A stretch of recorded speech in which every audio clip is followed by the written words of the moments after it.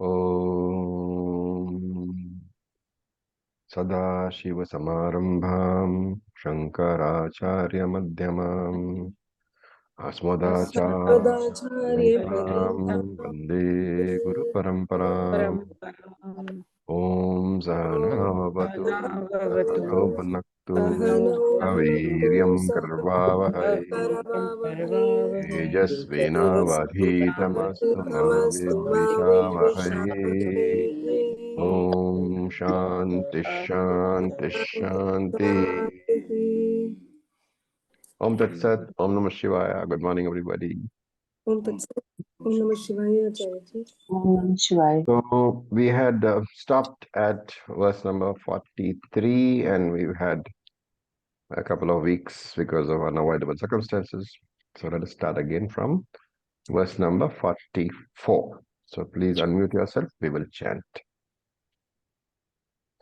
Rajvagnyanat Shanenaiva Rajvagnyanathanenaiva Rajurhi Sarpini Yadvartharpini Swati Tadvachittihi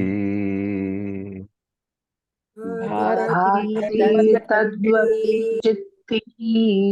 Sakshat Vishwakarena Kevala Sakshat Vishwakarena Kevala. Okay, I hope this is the verse from which we are starting, right? Yes. And correct. Okay. So we are talking about the fact that Shruti is projecting, saying that Atma is the Jagat Karana. And from this Atma alone, the Panchamahabhutani has come, the entire Jagat has come, all physical bodies are born from Atman only. So we can of course say, when you say Karanam, there are two Karanams, the Nimitta Karanam and Upadana Karanam. The Karanam can be either intelligent cause, Nimitta Karanam. All intelligent cause is also called the efficient cause. So either the intelligent and efficient cause, the Nimitta Karanam, or it can also be Upadana Karanam, the material cause. So when we say that Atma is Nimitta Karanam, the way that we should put it grammatically is what? Atma creates. Atma created the universe. But when you say that Atma is Upadana Karanam, then how do you put it? Atma gets changed, gets converted, or becomes. Atma became the universe. Okay, gets converted, changed into the universe. So it's a way of expression, and therefore, whenever in the scriptures we read this, we will find sometimes it says Atma created, sometimes you'll say Atma became. So this is the reference. And when you say, you can look at Ishvara also, right? You can say Ishvara created the universe. Whenever scripture makes a statement that Ishvara created the universe, we must remember what? That the statement is in the context of Atma or Brahman. The Brahman Atma aspect of Ishvara. Sometimes you will find it being said, like in chapter 10, chapter 11 of Bhagavad Gita, that Ishvara is the universe. Then you are talking about the Upadana Karanam aspect, the Maya part of Ishvara. Now, when you say, there's a question over here, whenever you say that Atma has become the universe, do you see a problem? Yes. What is the problem? We learned that Atma cannot change. That is one thing. And there are only two things in the universe. Atma, the consciousness principle, and Anatma, the Jada principle, the inner principle. So when you say that Atma has become the universe, has become Jagat, you are effectively saying that Atma has become Anatma. So there are two problems here.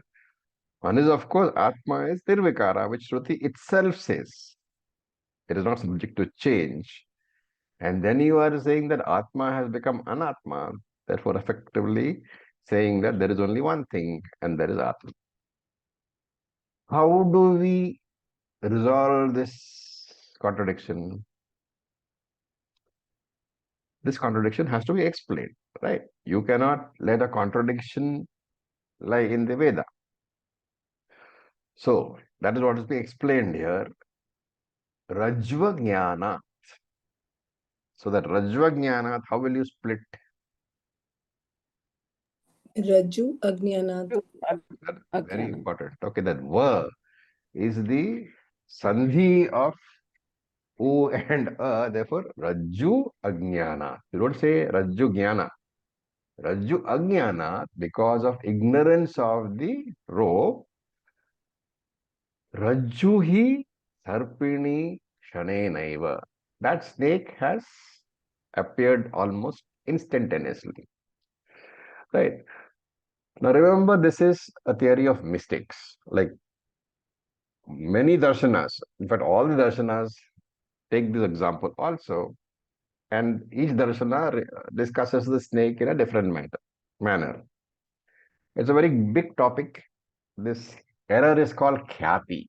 So you will hear the term khyati-vada. Now here we have to decide what is the status, what is the label we can give to this erroneous snake, right? The snake appearing out of error. Is the snake in an existing category or is the snake in a non-existing category, right? Is the snake inside or is the snake outside? Is the snake real or is the snake not real? So some philosophers say, no, the snake is real because what is the logic? Because it frightens you. But Advaitin will say it cannot be a real snake because when I take a torch and go and show the light on the snake, there is no snake, it is only the rope. At the same time, Advaitin accepts that you cannot say there is no snake. You cannot say there is no real snake at all because the products, the karyam is there. What are the products? Fear, anxiety, thumping, chest, adrenaline running, all these are there. Therefore, we put it in a new category. We say this snake is neither existent nor is it non-existent. The existent snake cannot be dismissed, and this non-existent snake cannot threaten anybody.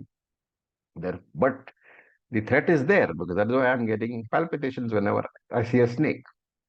Therefore, I have to give the snake a new name, neither existent not non-existent, which we call mithya. Right. Now, we say that this seemingly existent, that is to say, it is neither existent nor is it non-existent. We have to give it a new category called seemingly existent. Similarly, this world is seemingly existent because on inquiry, the world resolves into Brahman. There is no real world. However, we experience the world, we have joys and sorrows in the world. Therefore, we cannot say the world does not exist. So he says, Tadvad, in the same manner, Chittihi Kevala. There is consciousness alone, non dual, invisible, non perceptible consciousness alone is there. And how is that consciousness known to us? Sakshat. Sakshat, you have to add Sakshat Aham.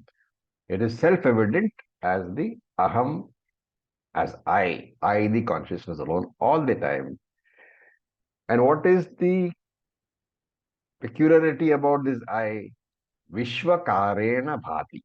That I appears as the universe, that one consciousness, who am I alone.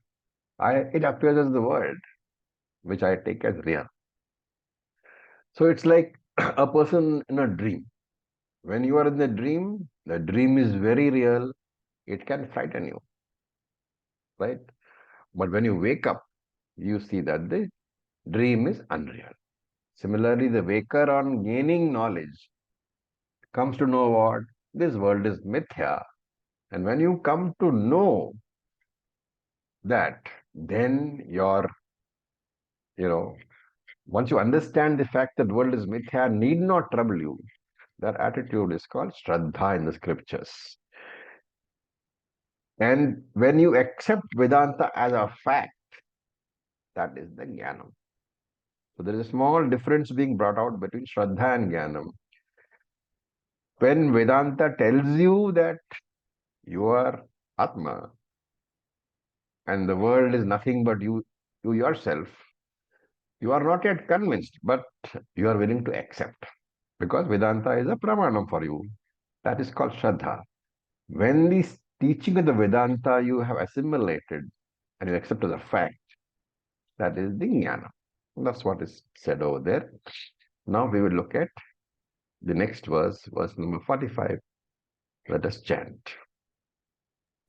Please unmute yourself. Upadanam prapanchasya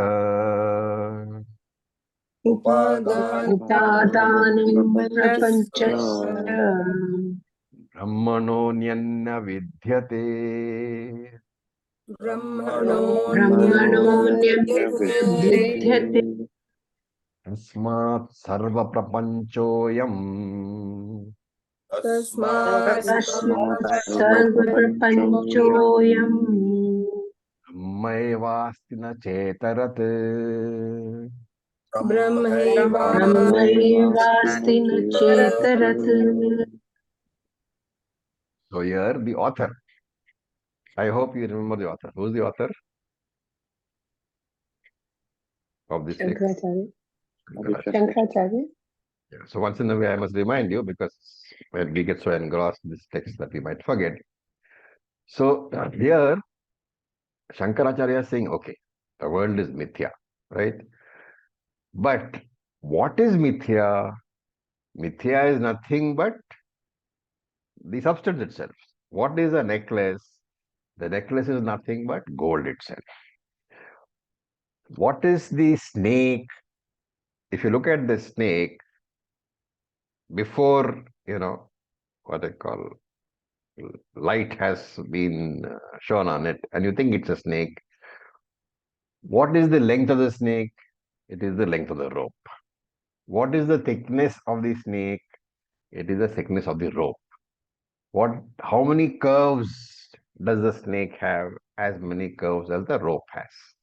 So the content of the snake is nothing but the rope. And therefore, what is being said is that there is no snake apart from the rope. Right? So you cannot count two things. You cannot say there is a snake and the rope. The rope becomes a snake. It is capable of becomes a snake where? Because of the thought in your mind. So if you analyze the snake at a later date, you will find that, did you see the snake? Yes, I saw the snake. Did it frighten me? Yes, it frightened me. Was there a snake? No, there was no snake. Then how did I see the snake? That snake was a thought in my mind. Therefore, the snake thought became the snake, and the snake became capable of frightening me. Right? Similarly, in a dream, the dream lion is a thought created by whom? By me alone. And the same lion chases me all over the jungle. Right? So this becomes a insignificant thing only when you wake up. And the jnani has woken up. So the entire world, the entire life becomes insignificant for Ajnani, but it is a serious thing for Ajnani. How do you know? In Bhagavad Gita, Arjuna cried while explaining his problem. What did Krishna do? Krishna only smiled. So for Krishna, the problem was evident in front of him, but he saw through the problem. But Arjuna could not see. For Krishna, it was a leela. For Arjuna, it was an issue. So the understanding here is that this universe is nothing but I, the consciousness, plus all the nama rupa. The drama, the movie is basically the nama rupa. The substratum is I alone, I, the consciousness principle. And therefore he says here, prapanchasya upadanam brahmanaha. Prapanchasya, the universe, upadanam, the material cause, is what? Brahmanaha, is Brahman alone. So you can take upadanam as the very essence. The material cause, the very essence of the universe is nothing but Brahman alone. Anya na vidyate. There is no other upadana karanam but Brahman. So that Anya has to be reconnected to Upadanam. Anya Upadanam na vidyate. There is no other Upadana Karanam but Brahman itself. Just like the essence of all furniture is wood. The essence of the pot is clay. Similarly, when the ignorant person looks at the sea and says, oh, there are so many big and small waves, the Jnani says, I see only water. Therefore, he says, Tasmat Ayam Sarva Prapanchaha Brahma Eva. One Brahman alone pervades the entire world. The Jnani knows that. While the Ajnani thinks that the world is different from me and from Brahman. For Ajnani, there is three. There is he, the Jiva. There is the Jagat different from him. And there is Ishvara or Brahman different from him. And so he says, Itarataha na asti. Itarata means something else. So there is nothing else other than Brahman. The whole universe is nothing but Brahman alone and nothing else. Remember here, if you are following the argument closely, following the text closely, in the previous verses, when Shankaracharya was discussing the difference between Atma and Anatma, the topic has been Atma, Anatma, Viveka for some time. But in the previous verses, Shankaracharya used the word Atma. What does he do here? He quietly brings in the word Brahman. Right? What does it indicate?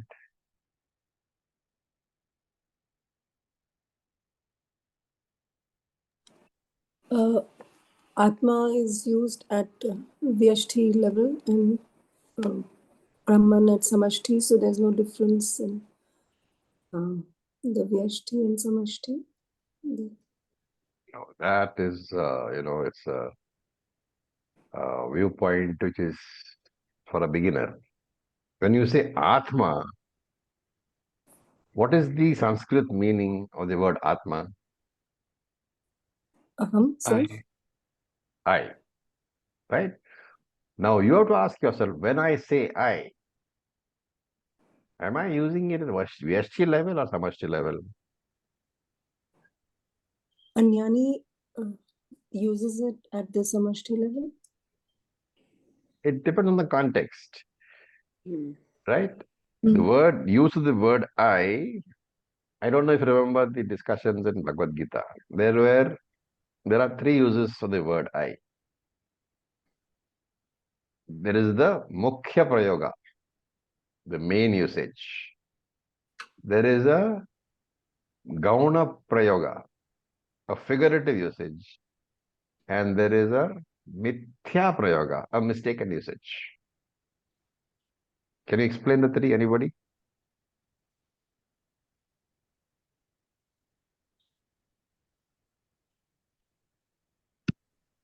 one is very clear because it's the body-mind complex when we are No, identifying it. whenever you explain, you should say exactly what you're explaining. I mean, talk like a teacher. So that mithya prayoga is the one when we are saying I means I am talking about this sthula sharir, body and mind, both sukshma. Okay. And the mukha one is that atma or Brahman, Okay. and gona maybe the reflected consciousness. No. Okay. Let me explain. So when you say, now we are talking about usage. So you're talking to somebody, right? When you say that I'm talking to you guys right now. This is a Vedanta class. And when I use the word I in certain contexts, I can use it to indicate the I which is being taught by Vedanta. So that is mukhya usage. When I use the word I, it's Brahman. So when I say Tattvamasi, I'm saying you are Brahman. There is an I in that because you are supposed to assimilate it as Aham Brahmasmi. Right? So in this Vedanta class, that is the usage. So when the jnani sits in meditation and uses the word I, it is mukhya prayoga, main usage. The chief usage of the word as discussed in Vedanta is I Brahman. When the Ajnani says I, he means because he doesn't know that he is Brahman. So he is using it as the body mind complex. He says, I am not well, I am sick. For him, it is a body mind complex because he thinks he is the body mind complex. That is mithya usage, mithya prayoga.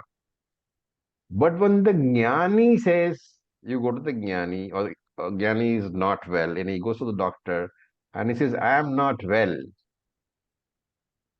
See the difference in the usage. When the Ajnani goes to the doctor and says, I am not well, he takes himself as the body mind complex and he says, I am not well. When the Jnani goes to the doctor and says, I am not well, the circumstance is the same. But the Jnani knows that he is using deliberately for the purpose of the transaction of telling the doctor what exactly is wrong with the body. That is figurative usage, Gavana Prayoga. He knows that he is not the body mind complex, but he is still using it deliberately. I hope you understand. Yes, Acharya. Okay. So here, that is the idea that Shankara is trying to convey. Earlier on, Aham was used, Atma was used. That Atma is nothing but you. And here quietly, Shankara has brought Brahman, saying that Atma is nothing but Brahman alone. You are nothing but Brahman alone. I am nothing but Brahman alone. Right? So what is all pervading, we say, is Brahman. But what is all pervading is Atman also. Right? There is no difference at all. And when I say I, see here again, very, like we very often explain, saying that Atma is used in the individual context and Brahman is used in the Samashti context. That's again a beginner's explanation, right? Because when you in this class say I, you are not referring to something hidden inside a body, right? You are saying I am Brahman, the all-pervading one. So you are using it as Samashti. That is Jnana. Any questions?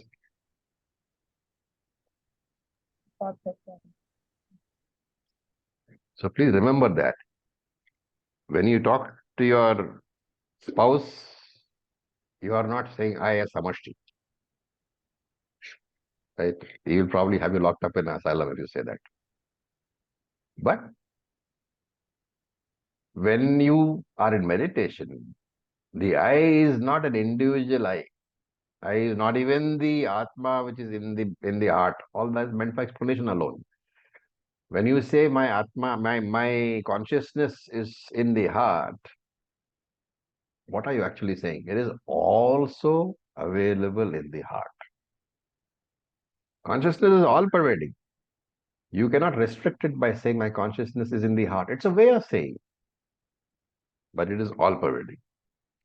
So what you are saying is it is recognizable in my mind only. The consciousness principle is only recognizable in my mind. It is there everywhere, all over your body also. But in the body and outside you, that consciousness principle is recognizable as what?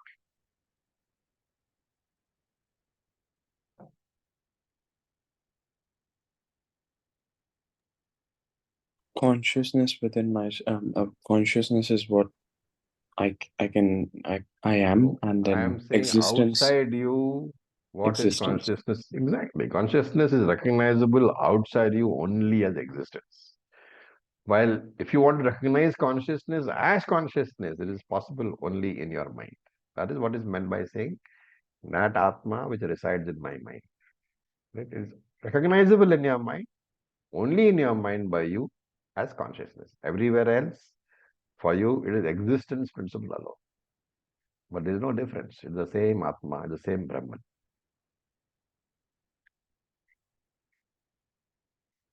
Okay. Now let us look at verse number 46. We will chant. Vyapya vyapakata mithya.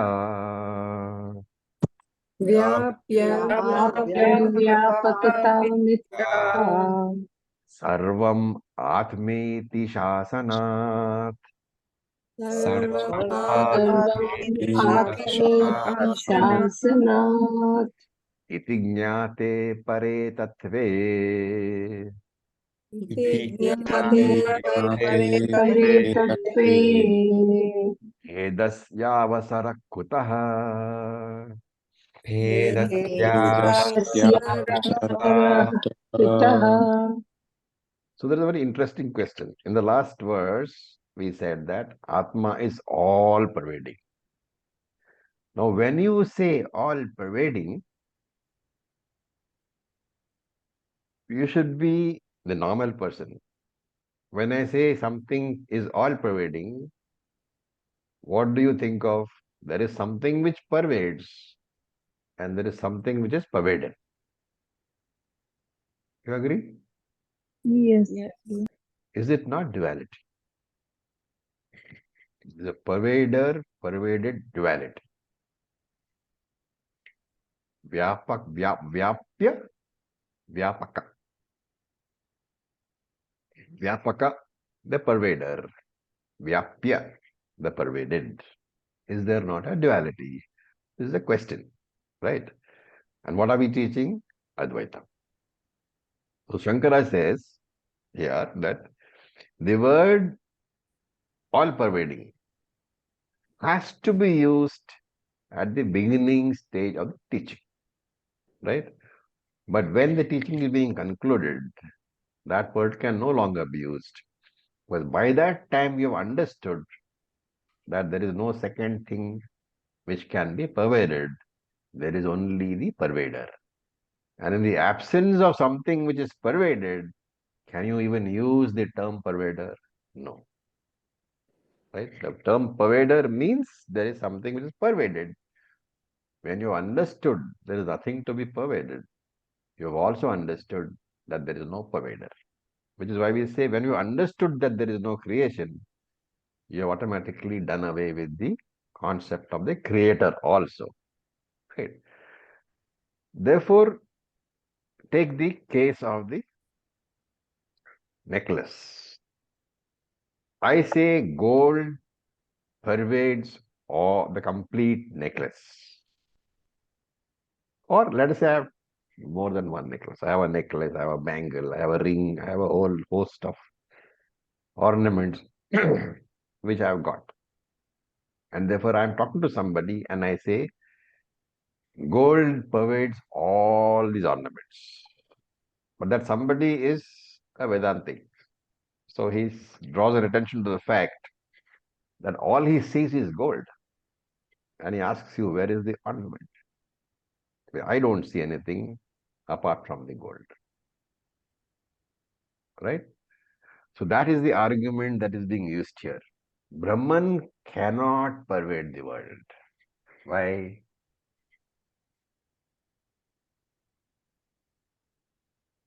Because there's nothing else to be pervaded.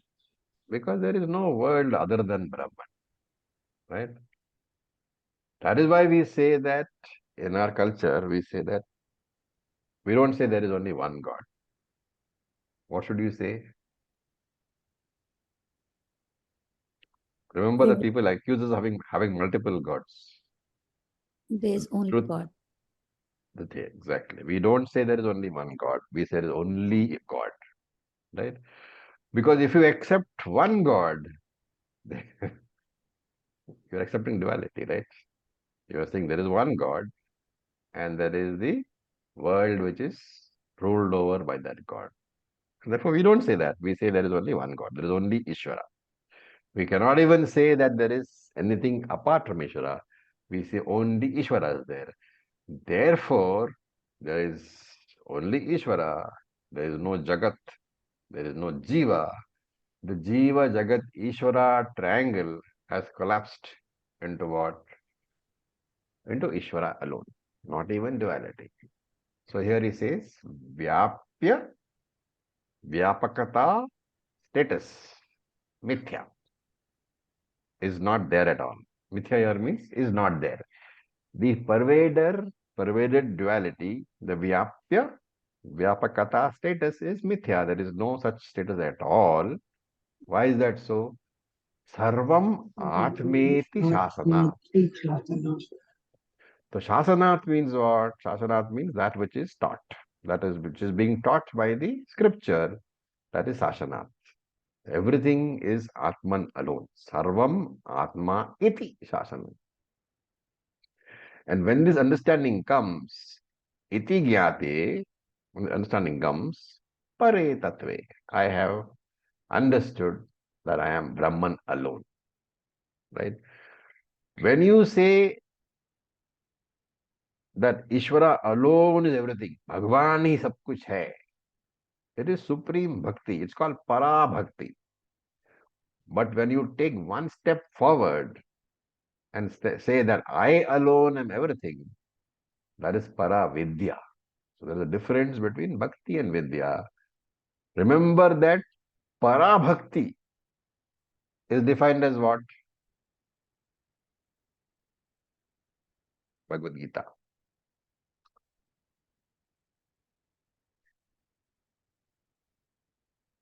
What was Uttama Bhakta over there? Chapter 7.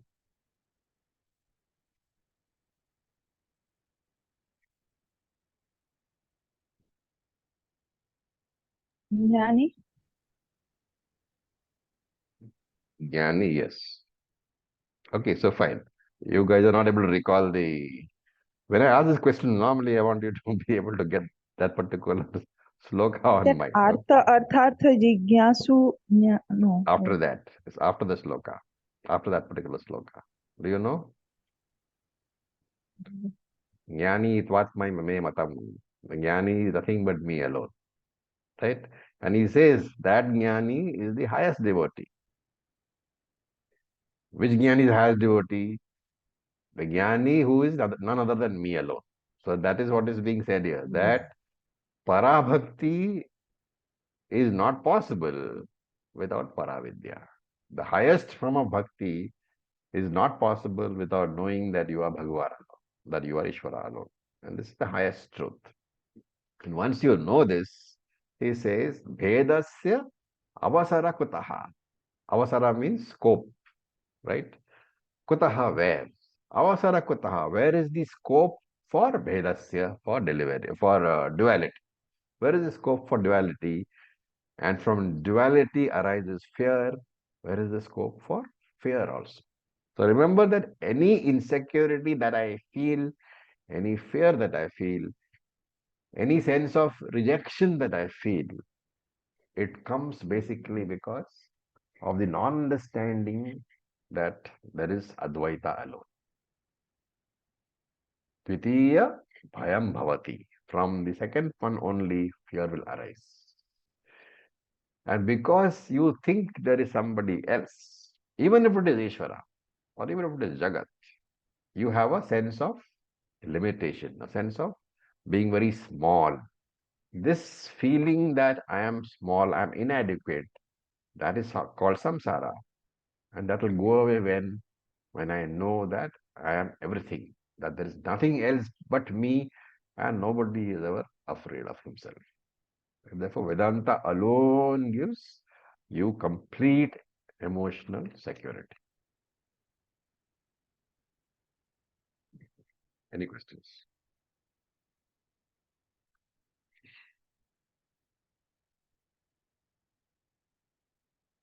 Okay.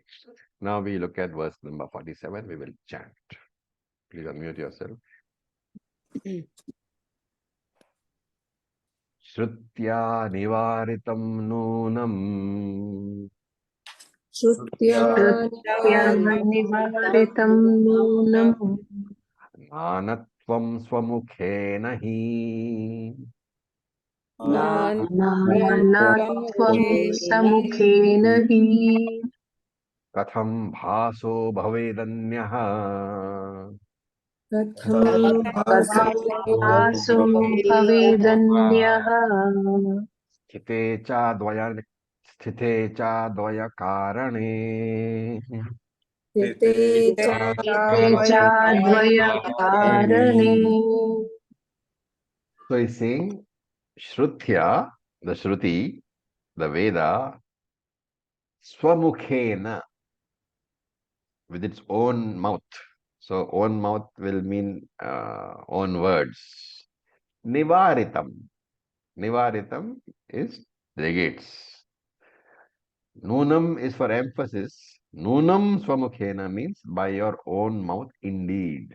Word is indeed and indeed, something like that. So Shrutya Nivaritam Swamukhena hi, by itself only, by its own words only, negates. Negates what? Nanatvam. What is Nanatvam? plurality, multiplicity. Remember, Nana means plurality in Sanskrit. So, Shruti in its own words negates plurality. And by the use of the word Nana, Shankaracharya is referring to a Kathopanishad mantra. Some of you who have done might remember. Manasai vedam aptavyam neha nanasti kinchana mrityo samrityum gacchati yah iha naneva pashyati. We remember? Neha nanasti kinchana. There is no plurality at all. And iha naneva pashyati, the one who sees plurality here, mrityo samrityum gacchati, goes from one death to another death. That means basically he is reborn again and again. He is in samsara. What is the logic? If plurality, if multiplicity is real, is satyam. Let me use the Sanskrit word. What is the definition of satyam? Tattvabodha, please.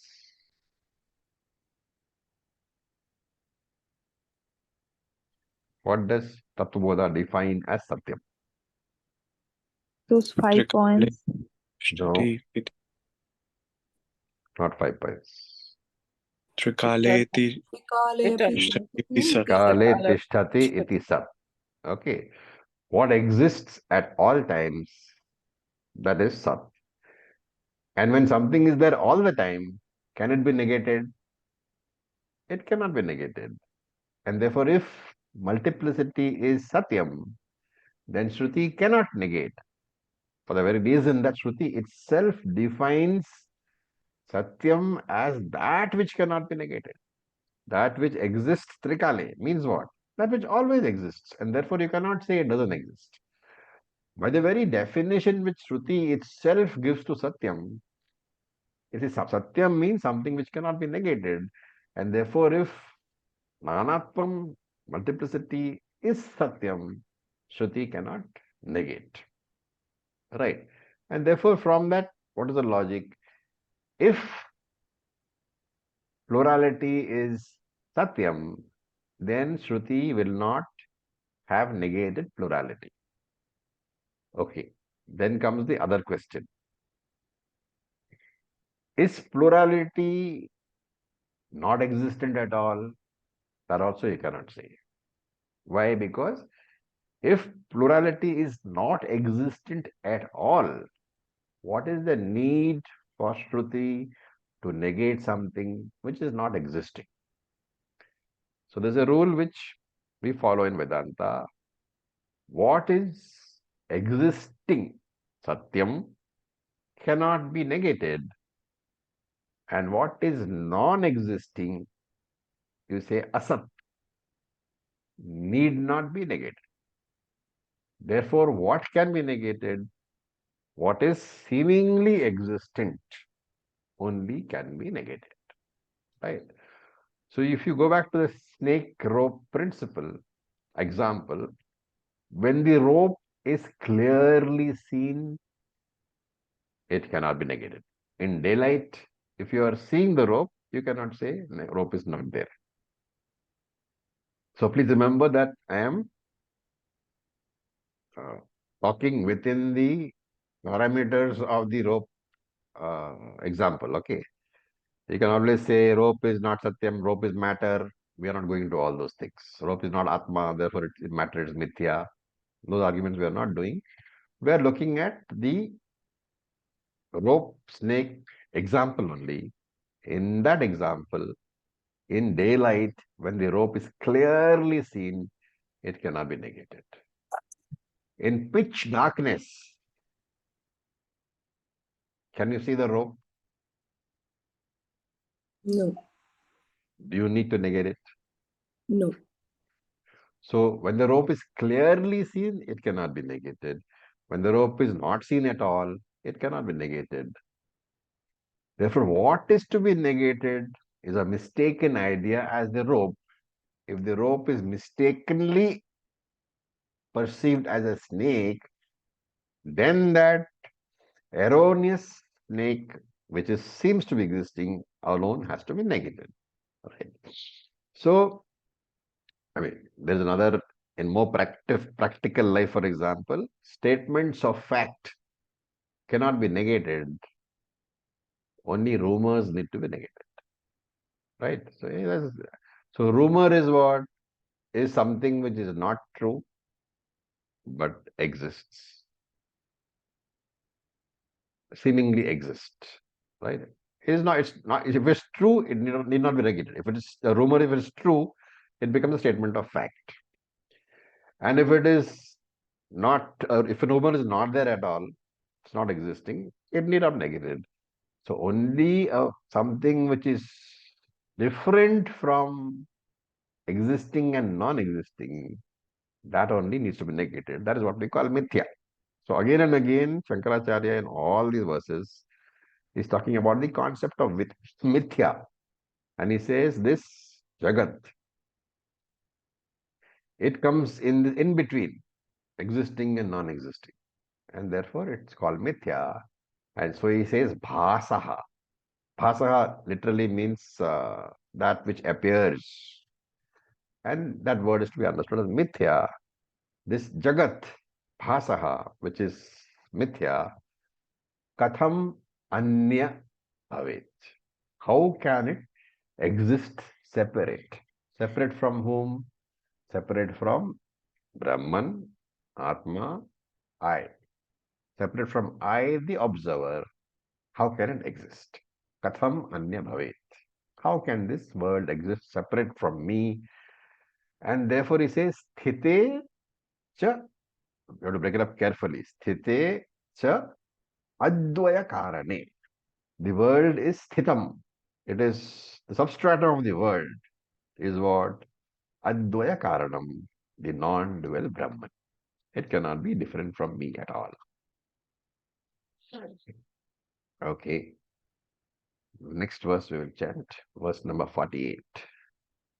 Please unmute yourself.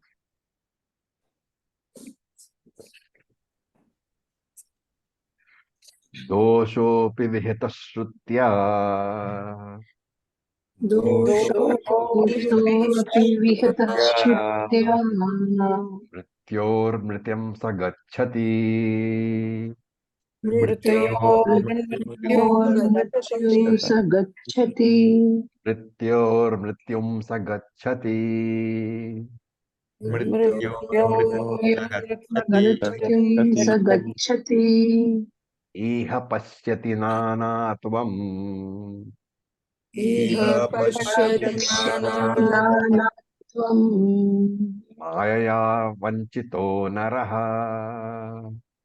मायया वञ्चितो नरः So, iha pashyati nanatvam. The reference is to the same Katha Upanishad mantra which we saw in the last sloka. So, iha pashyati nanatvam. The one who sees nanatvam, plurality, iha, in this place, in this jagat. What does the second half of the mantra say? It says, mrityosa mrityum gacchati, iha naneva pashyati. So, it's a reference to that. Whoever sees plurality in this world, whoever has not understood that there is Brahman alone and that Brahman is you, that person will travel from mrityosa mrityum, death to death. Means what? Janma to janma he will travel. There will be one janma, there will be death. Another janma, there will be death. And very picturesquely, he is saying not from janma to janma, he is saying from death to death. Death is inevitable. Why does he say that? Because death represents mortality. And if you accept plurality, then you are accepting mortality. So, mortality and plurality are like two sides of a coin. You can't accept one side of a coin and reject the other. So, if you accept plurality in this world, you've accepted mortality. You reject that plurality and you have rejected mortality. When you reject mortality, you have got immortality. What does it mean? I see so many people. In fact, in this class itself, I'm seeing so many people. But sense organs will see that. As long as sense organs are there, I will see plurality. Your sense organs are designed to see plurality. But you have to understand that not seeing plurality, what does it mean? The multiplicity I do not accept as Satyam. The perception of the world will continue. I will see so many things, but I accept them all as Mithya, not as Satyam.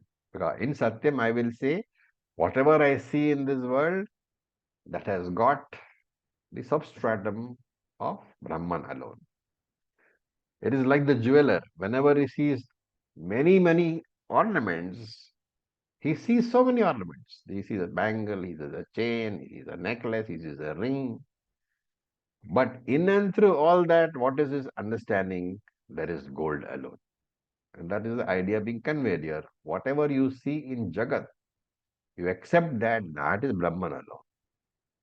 And then he says, Shrutya dosha api vihetaha. Shrutya vihetaha. The Shruti points out dosha api, the defects of seeing plurality. What is that? It is repeated birth and death. That is what it said there. Goes from death to death. And Shankara says, in spite of the warning given by Shruti, why do people continue to see plurality? So he says, Mayaya vanchitaha naraha.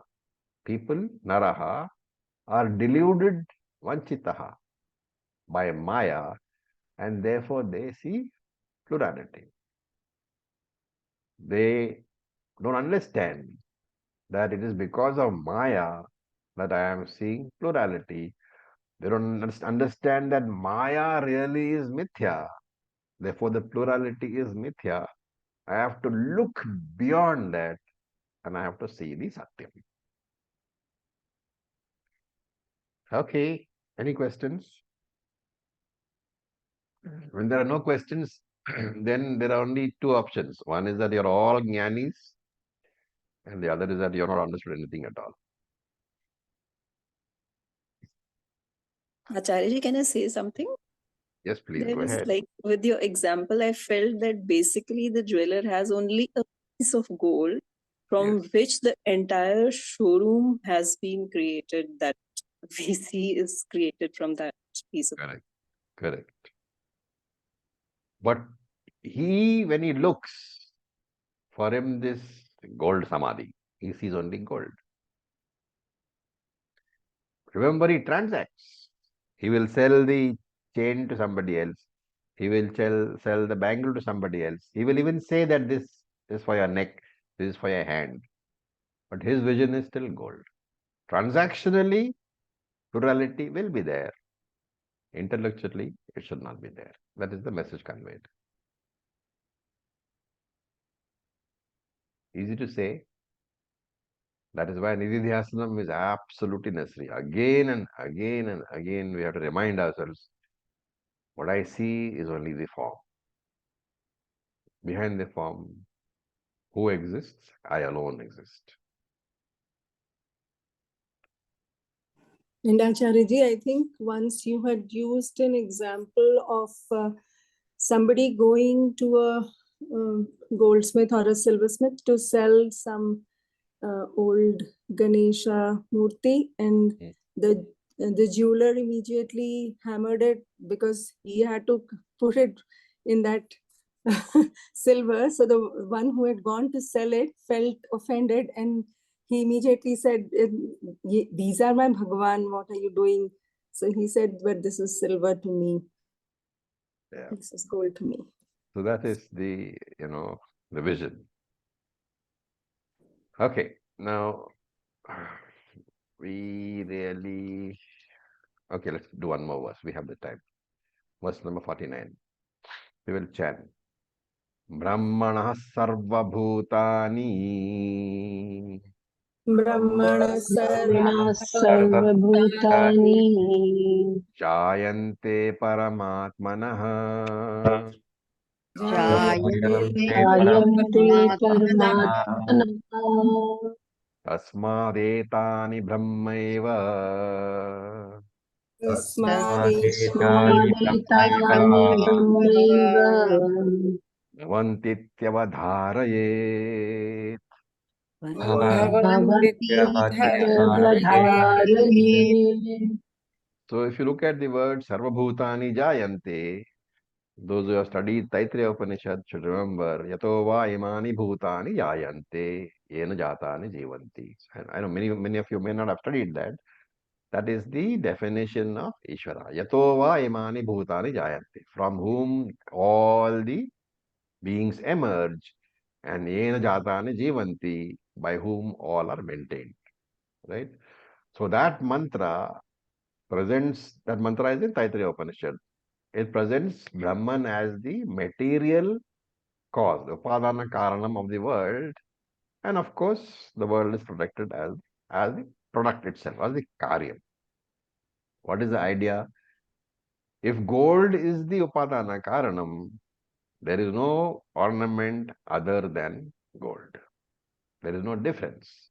If wood is the upadana karanam, there is no furniture other than wood. Only wood exists.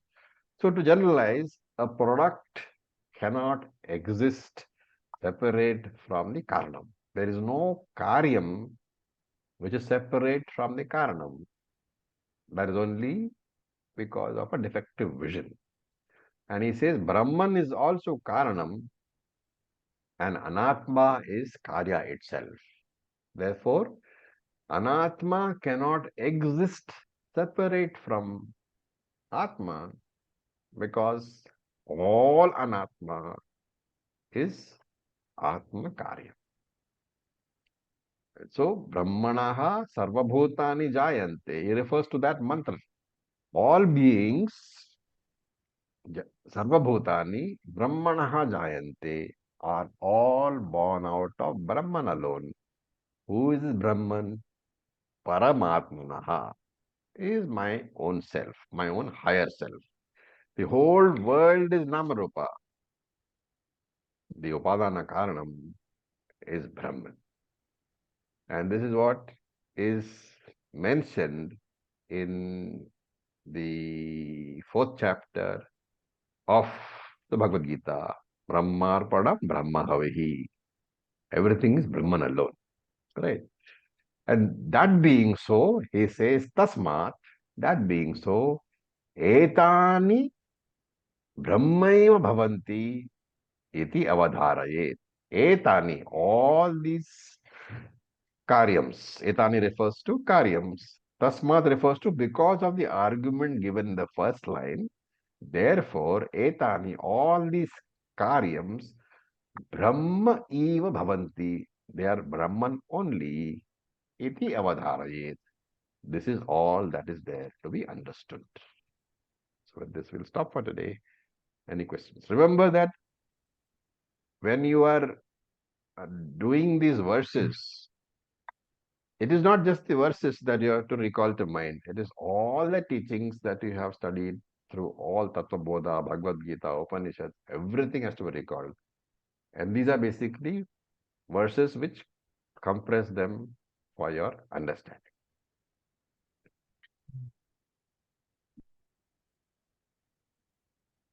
So with this, we'll stop for today.